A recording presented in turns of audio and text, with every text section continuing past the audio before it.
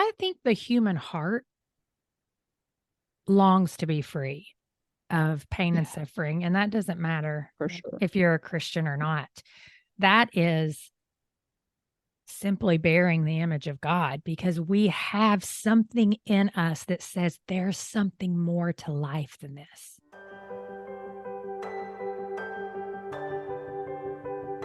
Hey, everybody, and welcome back to the Wednesdays with Watson podcast. I am so excited to be here with you today. And I know I say that every time because I am always excited. We are in summer of 2023, and my soul needed something this summer. And so I picked some of my favorite people to come onto the podcast and talk with me about their favorite song. And so today I bring my friend Amber Coulomb to you. Amber's been on the podcast before. I will link both of her episodes in the show notes.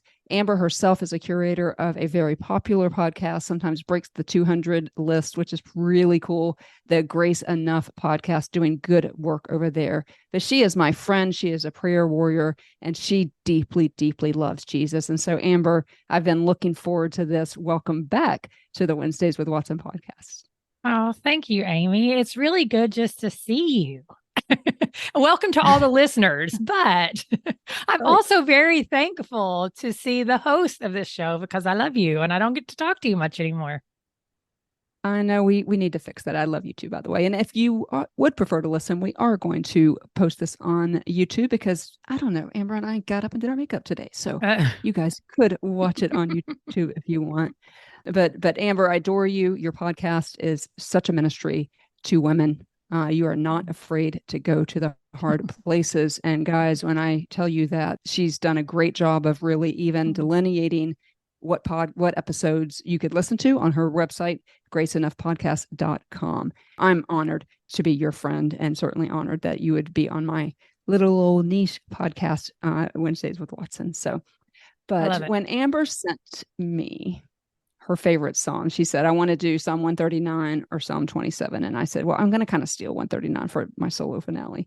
And so let's do Psalm 27. And guys, when I tell you that as I prepared for this podcast, the words that we're going to talk about today just have ministered to my heart, because I don't know about you, Amber, but it seems like life just continues to get, I don't know if it's harder or a different version of hard, That's what I but think. it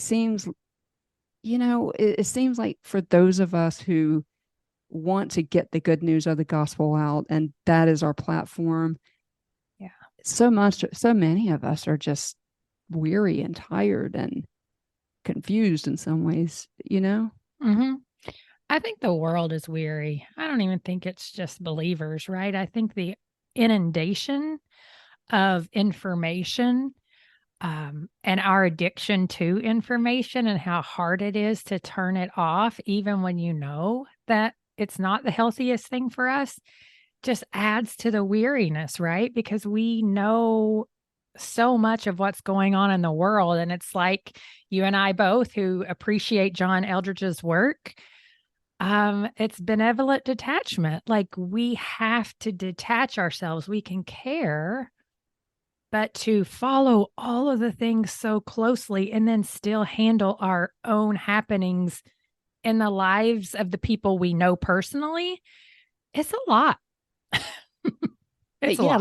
like a lot. Like I see like a there's big, it's just a lot. And you're right, It John is. Eldridge did great work. He wrote two books. One is Getting Your Life Back in a World That's Gone Mad, and there's actually a free app that goes with that. And then the second one, that is evading my memory, but it I is know. literally about your soul being tired. I'll put it in the Yeah. show links.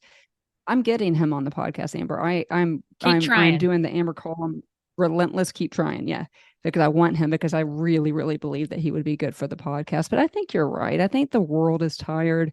I mean, like, think about this for a second. There was a hurricane and an earthquake at the same Mhm. time in California, Yeah. and fires in Maui and COVID coming back and all the things. And it's just, we get so weary with just life in general, not to mention the spiritual battle that we fight as Christians, It's right? true. What I've noticed too is even like I'm so grateful for text messaging and email because I do get to keep in contact at least briefly with someone like you or my good friends from college.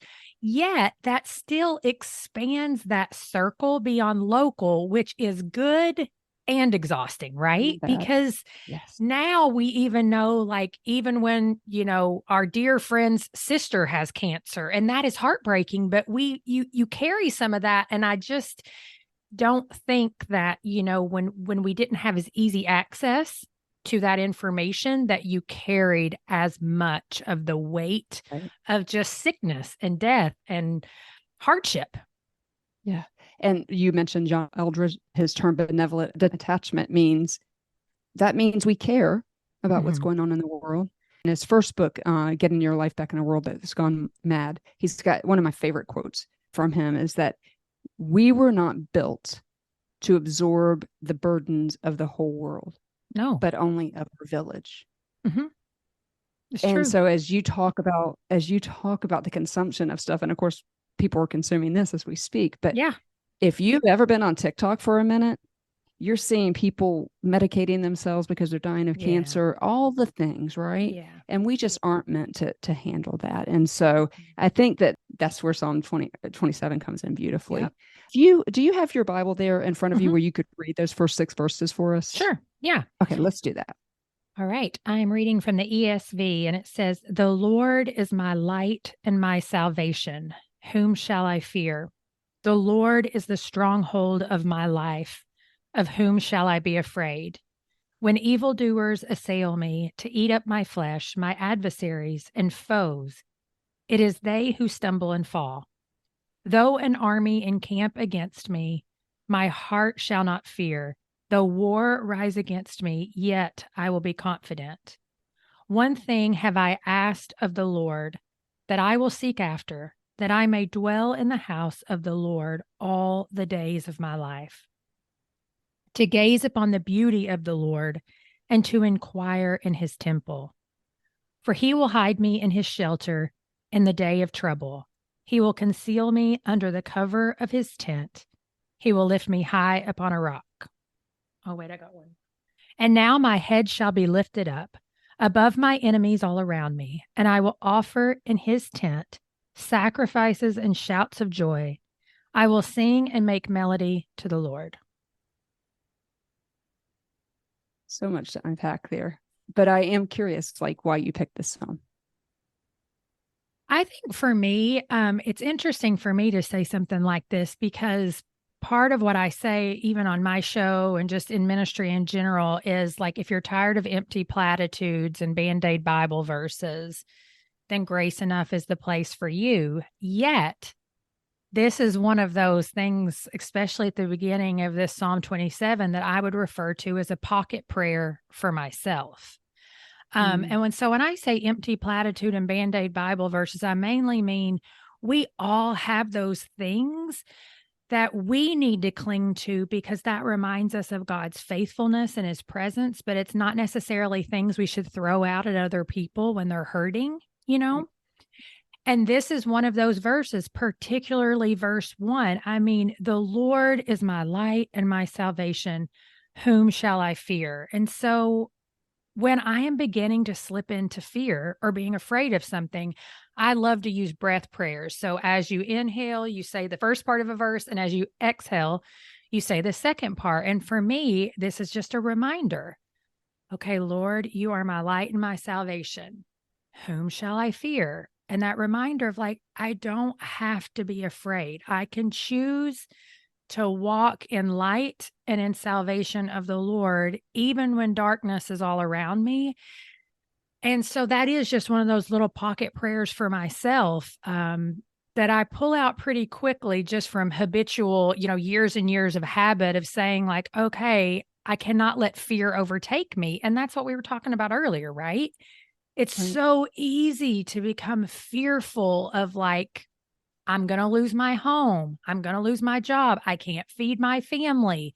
My so and so is sick, all of those things. And so we got to have something to fight that with. I think it's so important because as you know, this is a niche podcast with a bunch trauma survivors of people that love them. And so by definition, people with trauma, and particularly people with PTSD, and I'm about to get a whole lot more academic on this podcast after this season, because I'm actually going to real school to learn about trauma and PTSD. But fear is the hallmark, is a gold standard symptom, right? Yeah. And Yep. so I love the pocket prayer that you just said, like, and for my listeners out there who, you know, and I'm going to be doing my dissertation on why do some people keep the faith. I certainly had a dark night of the soul, threw my Bible Me across too. the room, asked, you know, like John the Baptist did, are you sending to ask Jesus, are you coming, or are you sending somebody else? Been through all of that. But you said something really, really important there, that when we choose to know that he is our light and our salvation. So no matter how dark it gets, and people listening to this podcast, it's pretty dark for them. Oh, yeah.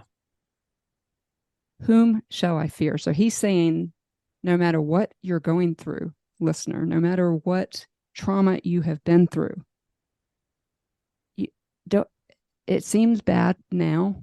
You know, I'm really onto this concept, Amber, of already and not yet. Mm-hmm. We already have the kingdom of God. We already have had all things made new. We're already healed, but we're not yet. Mm-hmm.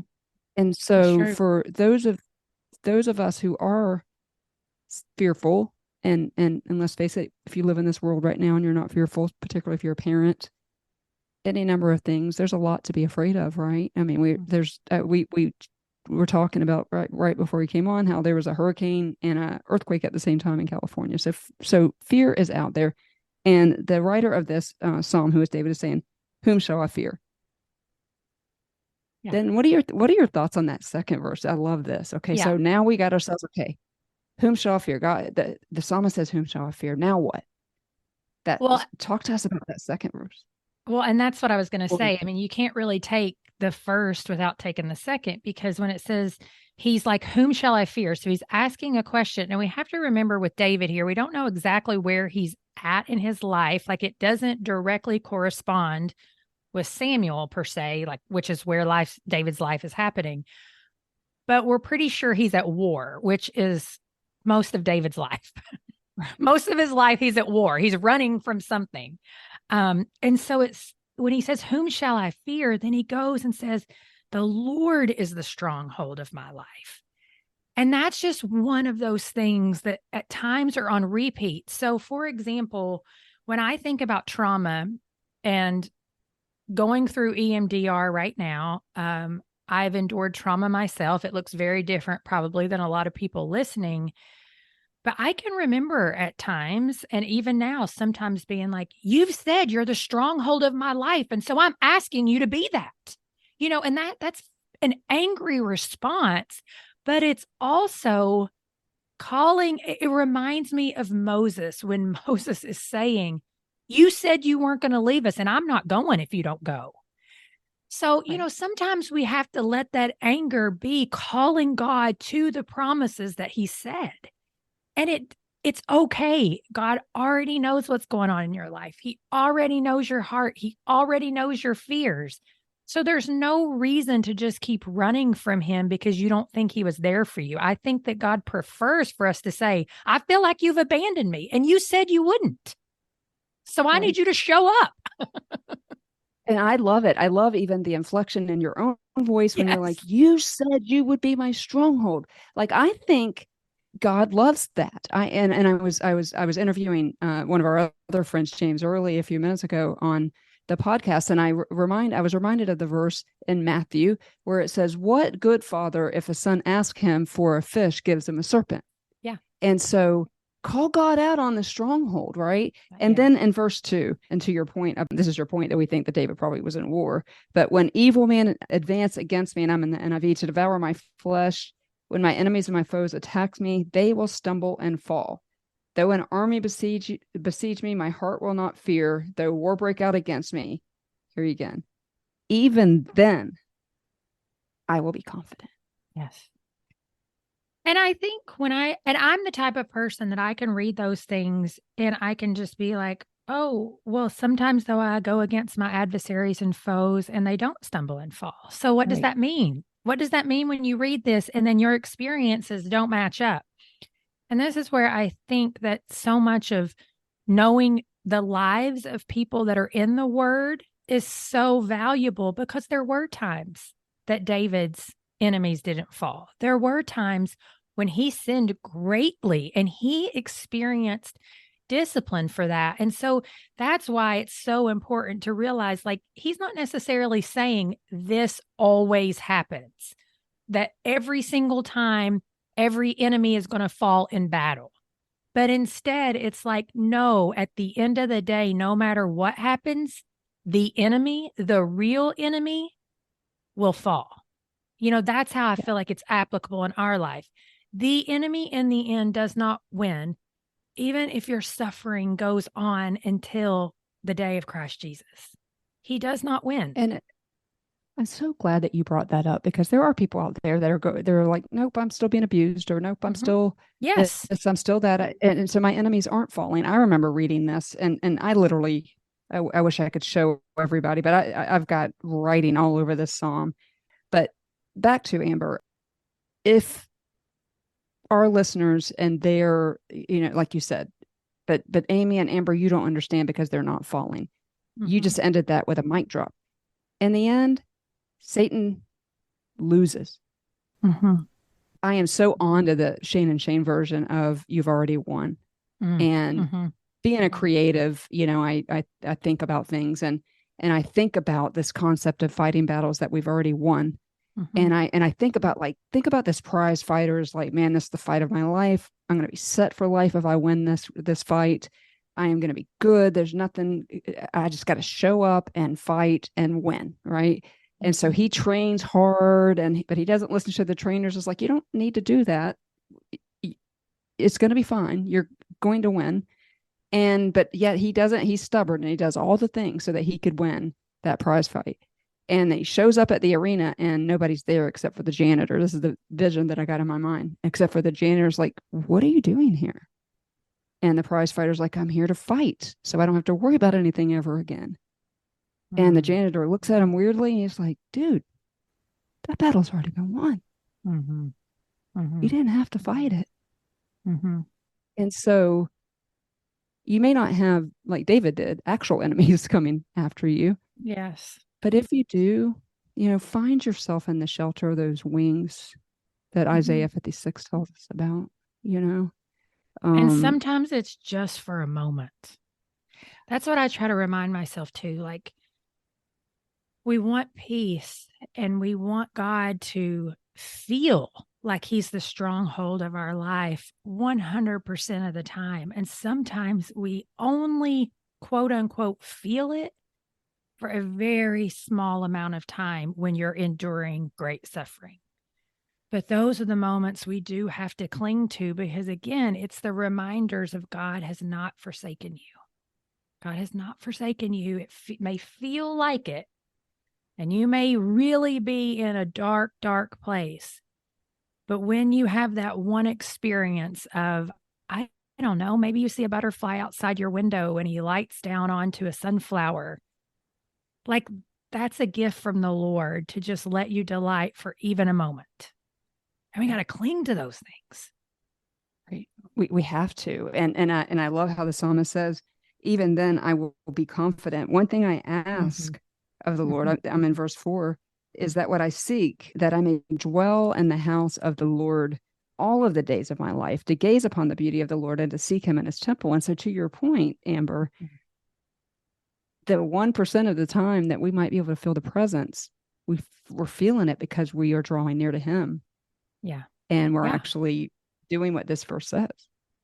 Yeah. And that's where, after, what I love about David in the Psalms too, is you can see him express frustration. And at some point, he always comes back around to praise, right? And Mhm. that's kind of the flow of lament. A lot of times is this frustration, confession, and then coming back around to praise. And so this is where, in this verse 4, where my heart, I can feel it really soften. Like I may say, you've said you were the stronghold of my life. And so I'm asking you to be that because it doesn't feel like that right now. And then but I really do want to dwell in your house all the days of my life. So let it be true, God. Like, let that be my story, that no matter what I face, no matter where I am, good, bad, ugly, whatever it is, like, I want to dwell in your house forever. I want to gaze upon your beauty, right? And that's where your heart begins to soften again of like, okay, no, this is who God is. There is beauty, there is goodness. And you just got to keep asking for it. Yeah, keep asking for it. And we know the writer of Hebrews says, draw near to God and he will draw near to us. Mm-hmm. And I think too that it's worth pointing out that when we are dwelling with God, when we're walking with God, Mm-hmm. Jesus himself promised us, in this world you will have trouble. If you follow me, you're really going to have trouble. Yeah. And so in those dark times, know that if you are, I remain confident that I will remain in the house of the Lord forever and gaze upon the beauty of the Lord. Like you mentioned, Amber, when it is so dark, there's something that you could look at and go, my God did that. It's really, really dark. It's really, really dark, but he cares about the sparrow on the ground. He cares about the butterflies. He cares about every living being, but he cares chiefly about us. Absolutely. So how do we, and this is more of a rhetorical question. I don't know how we could expect relief from pain and suffering unless we are abiding and dwelling. Yeah, I mean, I think the human heart longs to be free of pain and suffering. And that doesn't matter for sure if you're a Christian or not. That is simply bearing the image of God, because we have something in us that says there's something more to life than this. And no matter who you ascribe that to, you long for that. Like you want that so bad, because we all know that peace and freedom and dwelling with the Lord is the best, even if we don't give it the right name. Otherwise, if that wasn't true, you wouldn't have all the movies that always have the Redeemer that comes along. We just give him a different name. But that's every story from the beginning of time. Good versus evil, good wins. We want good to win, right? Yeah, we want, and it doesn't always look like good's going to win, but good wins. And yeah, I think you're right. I think that, when we understand that this world is not our home, and so we get this opportunity to dwell in the house of the Lord. And so that in verse 5, for in the day of trouble, he will keep me safe in his dwelling. He will hide me in the shelter of the tabernacle and set my feet high upon the rock. Then my head will be exalted above the enemies who surround me. At his tabernacle will sacrifice the shouts of joy. I will sing and make music to the Lord. And so here's where I have a question for my people out there, whether we calling it trauma or whether we calling it pain. In your day of trouble, to Amber's point, the human heart wants freedom. And unfortunately, the human brain doesn't default to God as freedom. The human brain defaults to all of my ways of getting out of the dark brings freedom. And what can I do right now to get myself in a quote unquote safe place? And sometimes that's just unhealthy coping mechanisms. 1,000%. What can I do right now instead of sitting in the pain and actually feeling what it's like to dwell in the house of the Lord, to dwell with the Most High, to have him set our feet upon a rock, meaning nothing's going to touch you. I know it feels like it, but nothing is going to touch you. What comes to your mind for those verses starting in verse 4? Well, I've spent the last several days since I knew we were having this conversation, just reading this over and over again daily. And this morning it was what it says in verse 5 in ESV is, he will conceal me under the cover of his tent. And so there's that covering. And then there's the, he will lift me high up on a rock. And so I found myself praying over my children, praying over my husband, praying over all kinds of people in my life.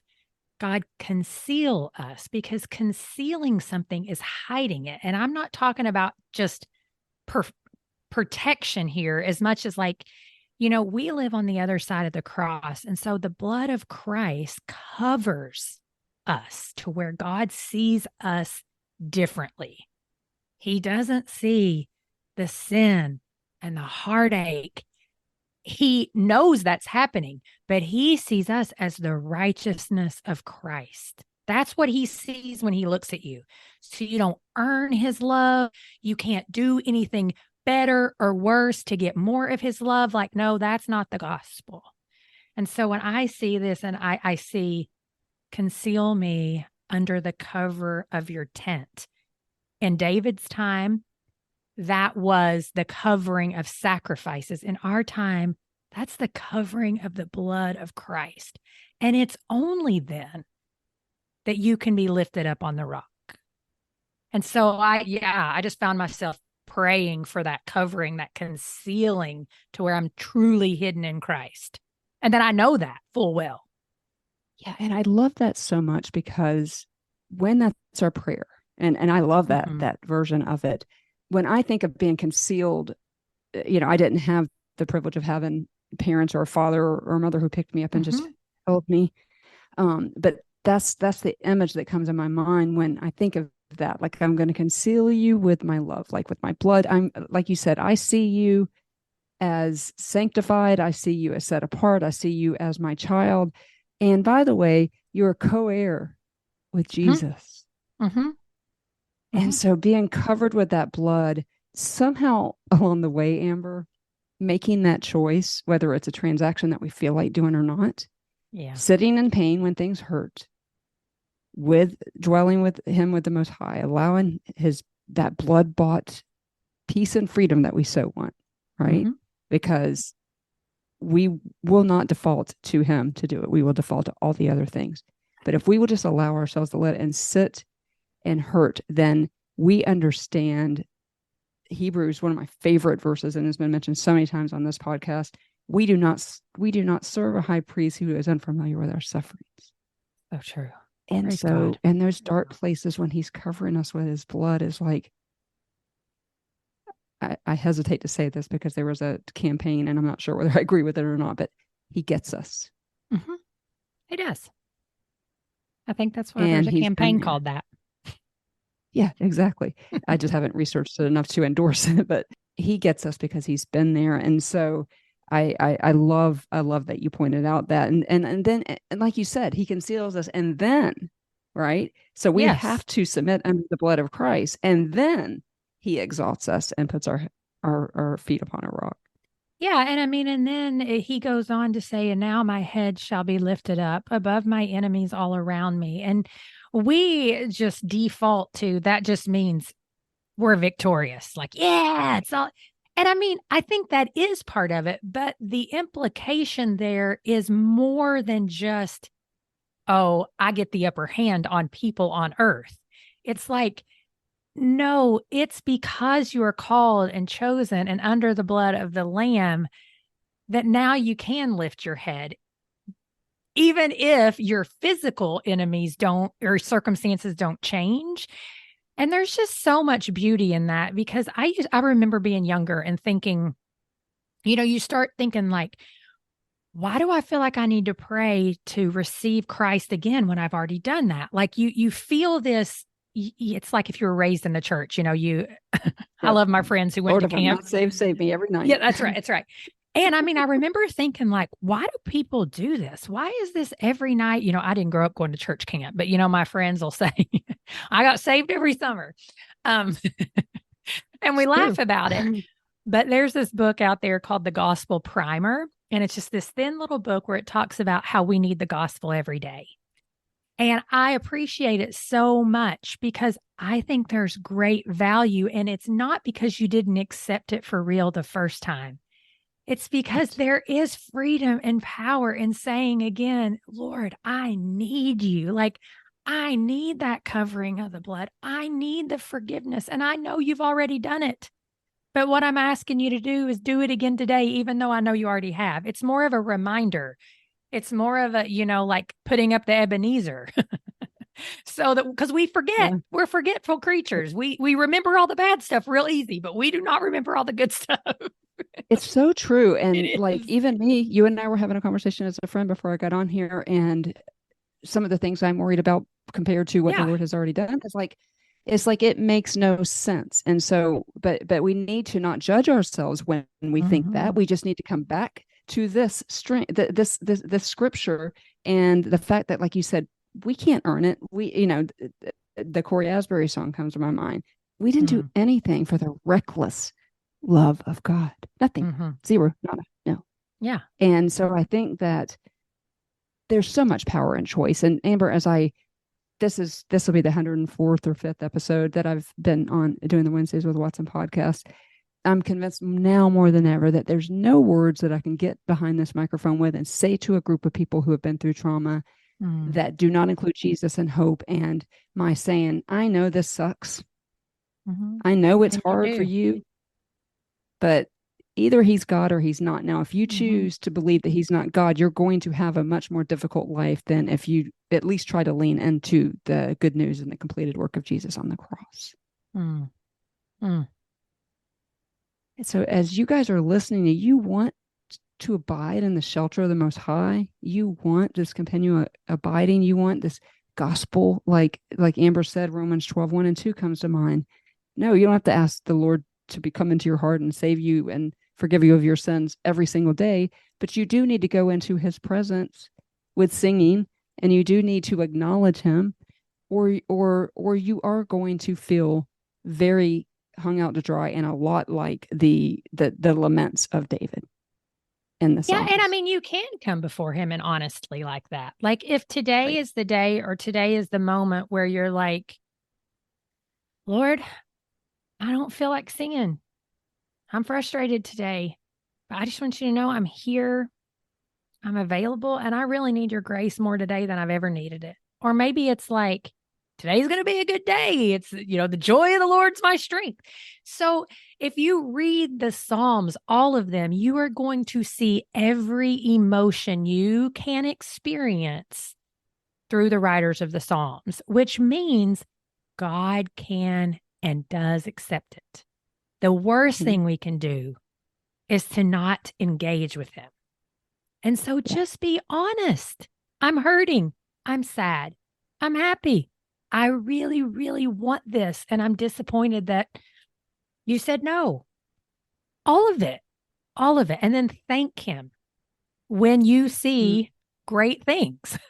Thank him, So he wants all of us. He really does. And David was so And good about giving him all of themselves, all of oh, himself. for sure.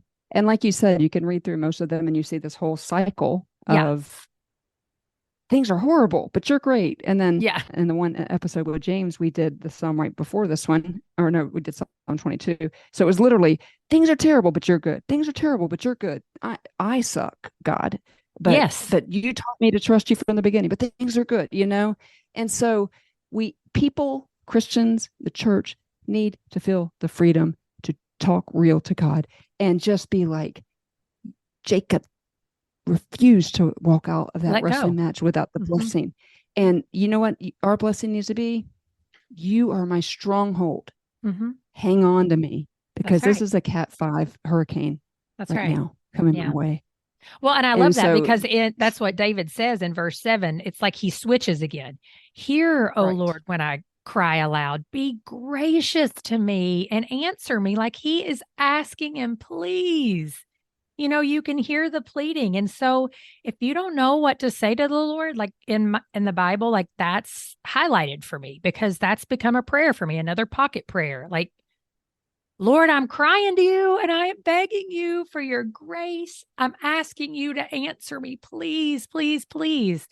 And I think that opens up communication sometimes to even recognize maybe that he is answering you and you just didn't notice that it wasn't exactly what you wanted. But, it's like I tell my kids and other people that I've spoken to, your place at the table is secure. Once you accept Christ, he is not kicking you out. There's no like your family gets mad at you and you're not welcome at the dinner table anymore. No, you're always welcome. But who enjoys going to a dinner table and sitting in silence and never engaging with the people at the table? And that's so often what we do with God. We come and sit at his table and we participate in the meal with him and never speak to him, never get to know him, never let him get to know us. And I'm like, no, it can be a little bit of bickering back and forth, a little bit of happy, a little bit of sad. I mean, like think A little about bit of it how that was your way. day? Yeah, yeah, Yeah. yeah. Yeah, and I think people think that they can go to church and do, like you said, all the platitudes, all the things, Yes. and then sit down at the table with Jesus and proverbially be on their phones or not really Yeah. realizing the privilege that we have. Yeah. Again, as the writer of Hebrews, quickly becoming one of my favorite books of the Bible, talks about that we could approach the throne boldly. That's right. With Yep. all of our pain. Yep. And even God, you did this. You're God. You're all knowing. You're all powerful. I'm reading all these things in the Bible that are confusing me. You did this. Fix it. Mm-hmm. And give me a humble And heart. yeah, give me a humble heart. And he's and verse 8, my heart says of you, seek his face. Your face, Lord, I will seek. Yep. We're asking one choice. Do not hide your face from me. Do not turn your servant away in anger. Mm-hmm. You have been my helper. Do not reject me, Lord. And this next verse is highlighted, underlined, circled, and all the things in my Bible as you would expect it to be. Mm-hmm. Because the writer of Psalms says, though my father and mother forsake me, the Lord will receive me. And then David says, okay, my father made so help teach me your way, Lord. Lead me in a straight path because of my oppressors. Do not turn me over to the desire of my foes. Again, we think this is a war thing.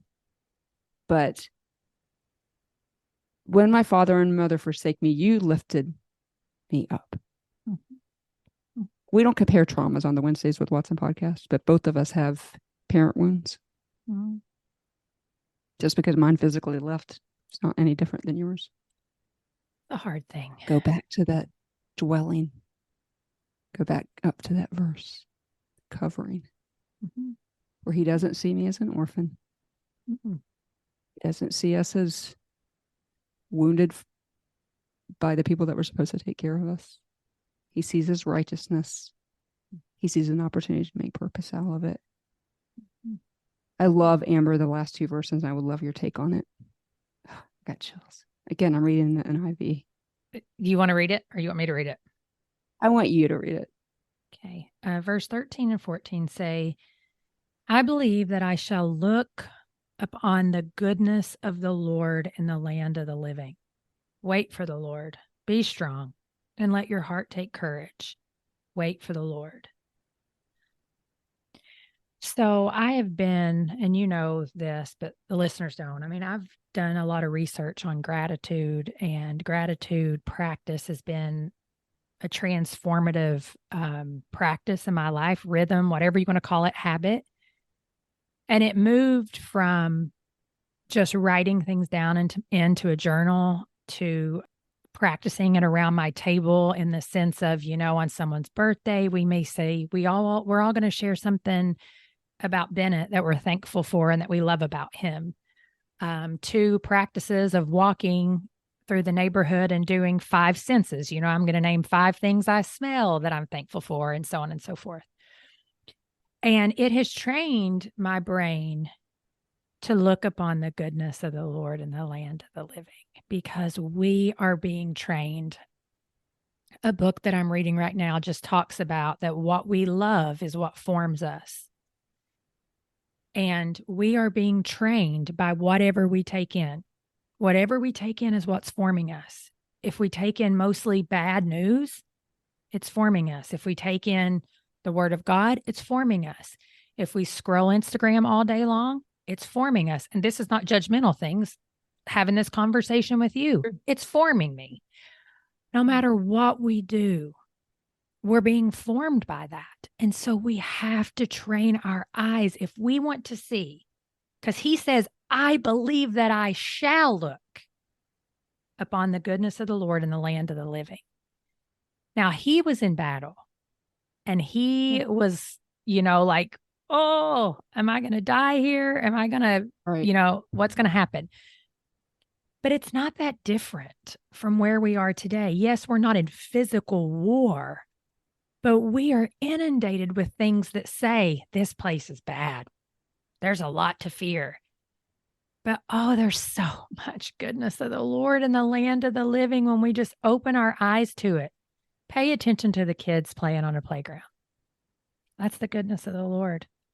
Pay attention to the largest oak tree that you can find in your neighborhood. That's the goodness of the Lord. Pay attention to the waves that crash over and over and over again, never stopping.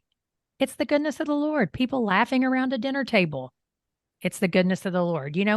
Your favorite coffee, whatever it may be, it really is everywhere, but it's so much a part of our life that we don't even pay attention. And so Or are grateful, like you said. Yeah. And so I look at that and then I see that he was waiting for an outcome too. David was waiting for an outcome and he believed that he was going to be set free from that. And so I think we have to cling on to all those little good things in order to see God's goodness while we're waiting to be delivered from the really hard thing we're part of, whatever that may be. Right. It's my favorite verses. Some of my favorite verses in the Bible. It's absolutely so good. And I love how the NIV words it. I actually get chills every time I read it because the NIV says, I am still confident of this. So I am still, after all of that, I am still confident of this, that I will see the goodness of the Lord and the land of the living. And then, of course, I love in verse 14 how God does this for us, even though he made us the smartest living beings. He knows sometimes we need some help. So he says it to us twice. Yeah, wait for the Lord. Be strong and take heart under the shadow of his wings and under the covering in his presence, as we talked about soon. Be strong and take heart. And then he says, and wait for the Lord. Yep. And Amber, I just know, and I know you do too, going through dark times in our lives. You wonder, is the light ever going to come on? And it might not. And for some people listening, you may be there. But I will tell you what can't coexist, and that is the Holy Spirit and evil.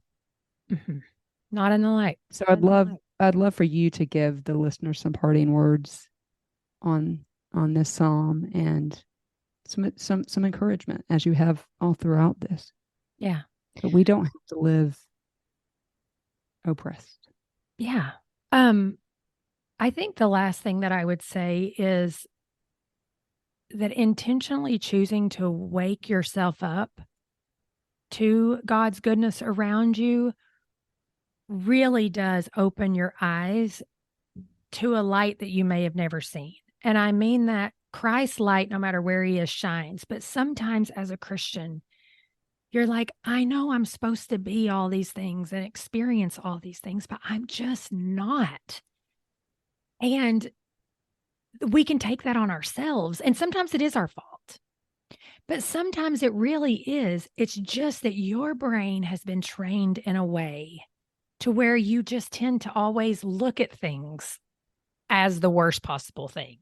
Or that when something does happen, you automatically are thinking about it's all going to implode next week. And then some of you really are, your life is just a living hell.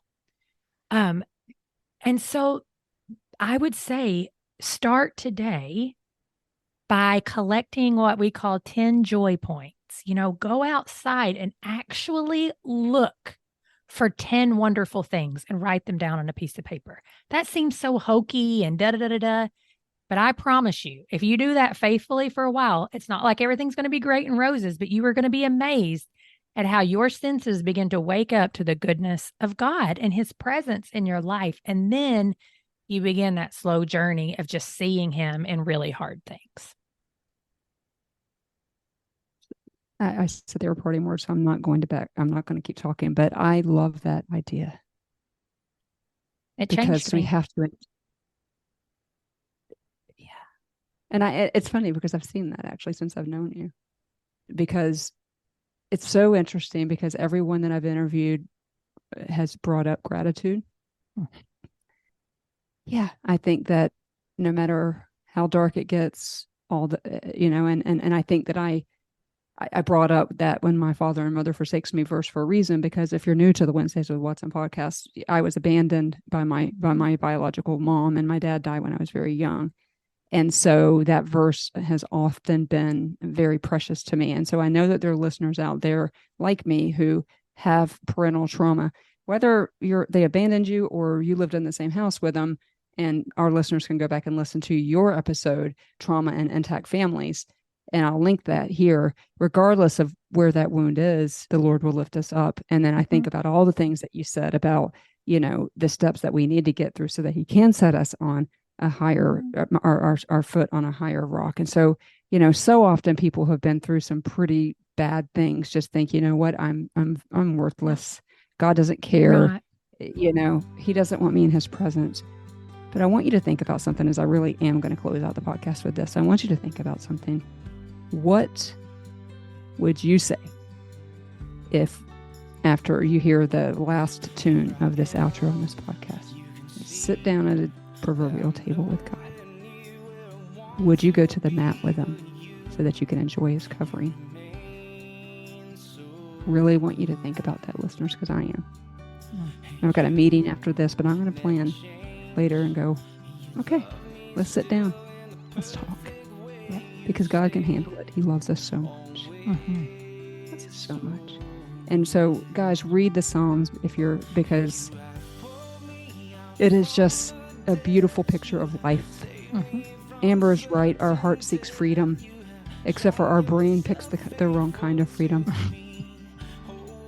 And so if you do not know Jesus as your personal Savior, I would love it if you would either contact Amber or myself. Both of them will be at the very top of the show notes of how you can contact us. We would love to introduce you to the star of the story so that you can go toe to toe, so that you can show up at the arena and the janitor tell you, that battle you're fighting already been won. Amber, thank you for coming on to the podcast today. My pleasure. And so I will close. Like I always do. And I love doing this with my friends. So I declare it over Amber, and I declare it over all of our listeners. You are seen, you are known, you are heard, you are loved, and you're so valued, so valuable that Jesus gave His life for you so that you can have the freedom that we talked about today. May you find that freedom. We'll see you guys in 2 weeks. You have pulled me out from the depths. You have saved me.